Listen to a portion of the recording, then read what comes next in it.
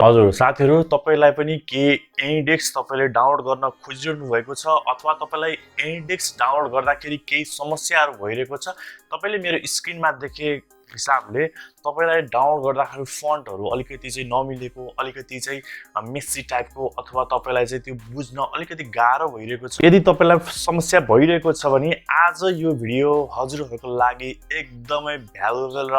informative हुनेछ यदि तपाईहरुलाई पनि यस्तै समस्या आइरहेको छ एनीडेस्क रिलेटेड भने तपाईहरुलाई चाहिँ यो भिडियो चाहिँ अन्तिमसम्म स्टेप बाइ स्टेप पुराइकन हेर्नु होला ताकि तपाईहरुले पनि बुझ्नु हुनेछ र जान्नु हुनेछ कि यस्तो प्रब्लम आइसकेपछि तपाईले चाहिँ कसरी सामना गर्ने अथवा कसरी त्यसलाई चाहिँ तपाईले चाहिँ मेन्टेन गर्दै जान सक्नुहुन्छ भने त्यसको बारेमा एनीडेस्क भनेको तपाईलाई थाहा नै छ एनीडेस्क भनेको चाहिँ एउटा त्यस्तो खाले एउटा चाहिँ सफ्टवेयर हो जहाँ चाहिँ तपाईले चाहिँ एउटा जस्तै कुनै कुनामा बसेर इन्टरनेटको माध्यमबाट तपाईले चाहिँ आफ्नो चाहिँ साथीको अथवा तपाईको क्लायन्टको अथवा तपाईको कसैको नजिकैको मान्छेको अथवा सेकेन्ड पर्सनको दुई जना मान्छेको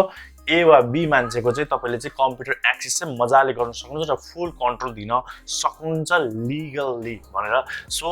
त्यसको बारेमा चाहिँ म आफ्नै पीसीमा जान पर्ने हुन्छ जहाँ चाहिँ मैले पनि फेस गर्दै आइरहेको थिएँ यस्तो समस्या चाहिँ तपाईहरुले पनि फेस नगर्नु भन्ने हेतुले मैले चाहिँ यो भिडियो चाहिँ लिएर आएको छु सो ढिला नगरिकन let's go to our video हजुर साथीहरु तपाईले यहाँ देखिरहनु भएको छ www.anydesk.com हानिसकेपछि तपाईलाई फेरि यस्तो खाले एउटा चाहिँ तपाईको इन्टरफेस आउँछ र त्यसपछि तपाईले यहाँ चाहिँ केही पनि बुझ्नुहुन्न यो अक्षर के हो कसो हो है यहाँ विभिन्न कुरा जस्तै तपाईले यो अब यहाँ इंग्लिशमा छ है तपाईले यो यदि गरे पनि तपाईको केही हुनेवाला छैन है तपाईले सिम्पली के गर्न सक्नुहुन्छ भन्दा तपाईले अब यो कुनै क्लिक गरेर त्यसपछि यसलाई फेरि खासै केही पनि थाहा हुँदैन एनीडेस्क यसरी आइरा हुन्छ है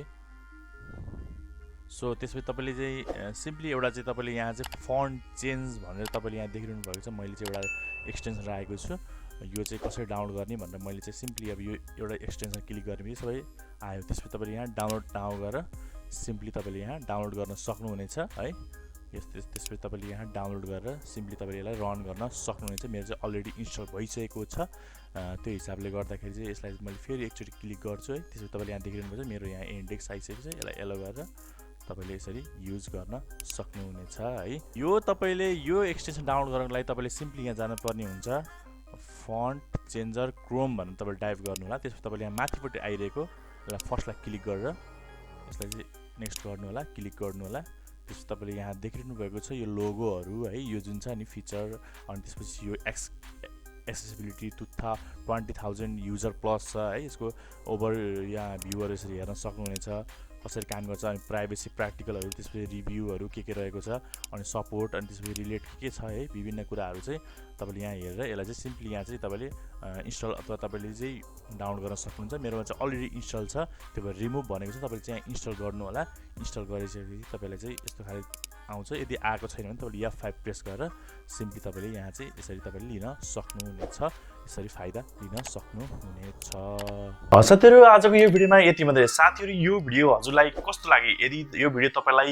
इन्फर्मेटिभ लाग्यो अथवा युजफुल लाग्यो हेल्पफुल लाग्यो भने कृपया एक लाइक गरिदिनु होला र यो भिडियो मार्फत तपाईले के कुरा नबुझ्नु भएको छ केही कुराहरु तपाईलाई भित्रदेखि लागिरहेको छ अथवा तपाईले जानेको कुरा केही छ भने हाम्रो कमेन्ट सेक्सन अलवेज ओपन छ सधैँको लागि खुला रहेको छ त्यहाँ चाहिँ तपाईले कमेन्ट गर्न सक्नुहुन्छ र अरु पनि तपाईको इष्टमित्र अथवा तपाईको चाहिँ कोही नियर डियर अनलाइन शेयर गर्न चाहनुहुन्छ भने यो भिडियो शेयर गरिदिनु होला र यस्तै कन्टेन्टहरु यस्तै भिडियो हेर्नको लागि चाहिँ हाम्रो यस सन्दीप जीसी अफिसियल युट्युब च्यानललाई सब्स्क्राइब गरिदिनु होला र अर्को पनि यस्तै भिडियोका साथमा आउने बाचा छ यस भिडियोबाट म सन्दीप लगायत मेरो समस्त टिम बिदिन चाहन्छु हस्त नै छ नेपाल